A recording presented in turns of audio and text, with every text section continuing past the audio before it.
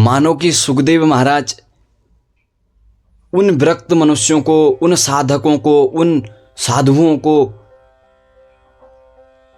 उपदेश कर रहे हो, उनको समझाने का कार्य कर रहे हैं, जो अपने इन साधना मार्ग से, भजन मार्ग से विमुख हो गए हों, जो मार्ग भटक गए हों, उनको इन श्लोकों के माध्यम से अद्भुत समझाने का कार्य कर रहे हैं, अद्भुत प्रेरणा का कार्य कर रहे हैं। कह रहे हैं सत्यां चितौ किं कसिपो प्रयासैर बाहो स्वसिद्धैर्हिपबर्हणैर्किं सत्यञ्जलौ किं पुरुधान्यपात्रया दिग्वल्कलादौ सति किं दुकूलै। करें कि जब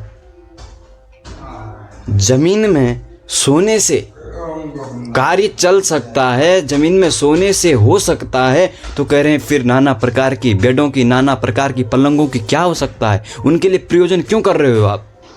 और कह रहे हैं कि पलंग में साथ साथ सोने के साथ तकिया की भी आवश्यकता पड़ती है, तो कह रहे हैं भगवान की कृपा से तकिया भी आपके पास निरंतर उपलब्ध रहती है। बाहो स्वसिद्धि, इन बाहों से तकिया बना करके सो जाइए, क्यों उनके लिए व्यर्थ का प्रयोजन कर रहे हो। और कह रहे हैं कि घर में 50 प्रकार के अगर 2 गिलास की ज़रूरत है, तो हम लोग भी सामान्य ग्रस्त में मनुष्य लोग भी क्या 10 प्रकार के गिलास रखे रहेंगे, तो उनके लिए व्यर्थ का प्रयोजन उतना समय इस क्यों दे रहे हो आप।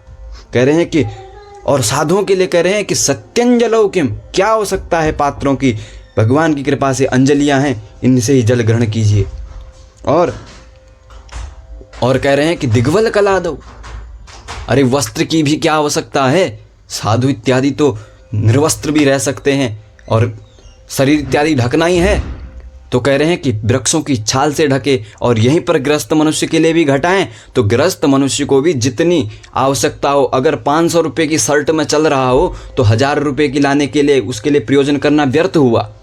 और कह रहे हैं आगे साधुओं को कि अगर वृक्ष की खाल इत्यादि नहीं प्राप्त हो पा रही है, वैसे तो कह रहे हैं जंगल में ही रहते हो आप लोग, प्राप्त हो जाएगी। अगर नहीं प्राप्त हो रही है, चिराणि किं पथि न सन्ति दिशन्ति भिक्षां नैवाङ्घ्रिपा परिभृत सरितोऽप्यशुष्यन् रुद्धा गुहा किं जितोऽवति नोपसन्नान् कस्माद् भजन्ति कवयो धन दुर्मदान्धा। कह रहे हैं कि अगर नहीं मिल रहे हैं आपको वस्त्र, तो रोडों में साधुओं को कह रहे हैं चितड़े पितड़े जो पड़े रहते हैं, फटे इत्यादि, उनको धारण कर लो, आपको शरीर ही अंग ही तो ढकने हैं। और कह रहे हैं कि अगर भूख लग जाए तो कह रहे हैं कि जगह जगह जाने की मांगने की आवश्यकता नहीं है, जो भिक्षा दे रहा है ठीक है।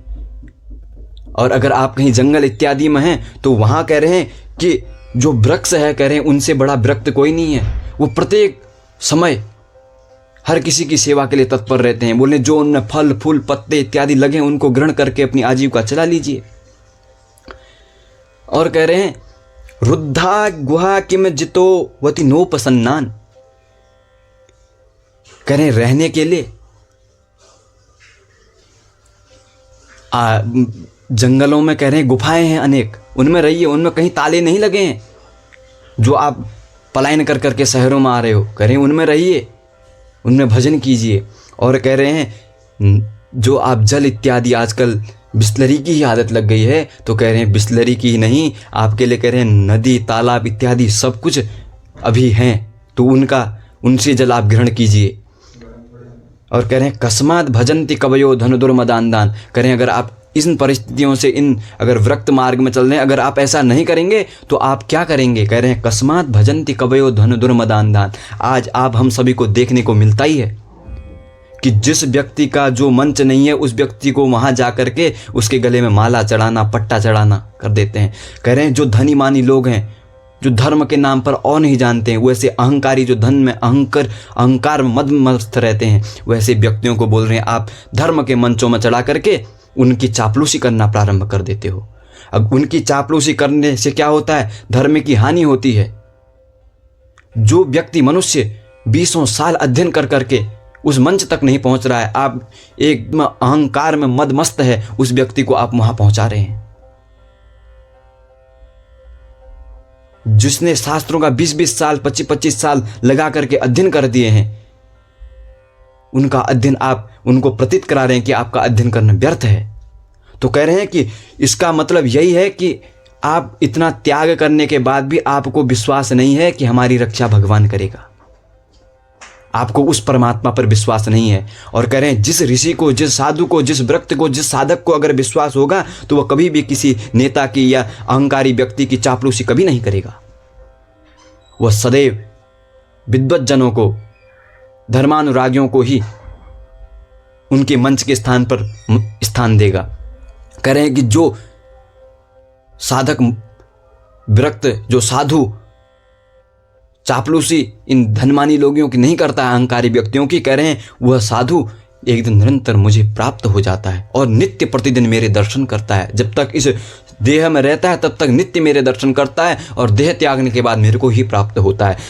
कह रहे हैं कि एवं स्वचित्तै स्वत एव सिद्ध आत्मा प्रियार्थो भगवान अनंत तम निर्वृतो न्यतार्थो भजेत संसार हेतु परमश्च यत्र।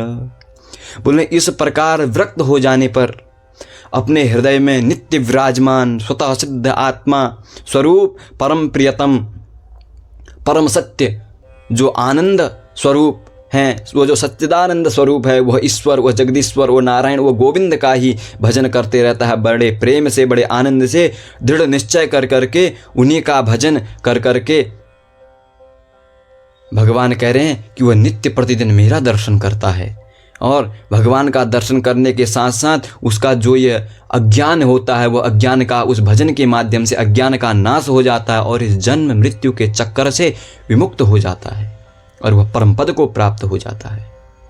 और यह बात मात्र साधुओं के लिए ही नहीं है, यह बात समस्त लोगों के लिए है। ग्रस्त मनुष्यों के लिए कैसे है? जितनी आवश्यकता है, आवश्यकता से अत्यधिक अगर हम प्रयोजन कर रहे हैं तो वह व्यर्थ का प्रयोजन कर रहे हैं, उस प्रयोजन का कोई फल नहीं है। अगर मानो हमारे को 4 गिलास की आवश्यकता है, हम 8 का प्रयोजन कर रहे हैं, तो वो जो हम 8 के लिए प्रयोजन कर रहे हैं वह व्यर्थ है। मानो कि हम वो अपना समय व्यर्थ गवा रहे हैं। तो इसलिए समय का सदुपयोग करते हुए जिस चीज के लिए यह मनुष्य देह मिला है वह जानते हुए उसके लिए कर्म करें। मात्र संसार के वस्तुओं को, मात्र संसार के भोगों को ही प्राप्त करने के लिए मनुष्य तन नहीं है। वह भोग तो एक पशु भी करता है। आप अन्न खा करके अपनी आजीविका चला रहे हैं और एक सूअर विष्ठा खा करके अपना जीवन यापन करता है। वह विष्ठा खा करके संतुष्ट है, आप अन्न खा करके संतुष्ट हैं। वह भी निद्रा कर रहा है, आप भी निद्रा कर रहे हैं। वो भी मैथुन कर रहा है, आप भी मैथुन कर रहे हैं। तो अंतर क्या हुआ? मनुष्य और पशु में तभी अंतर है जब मनुष्य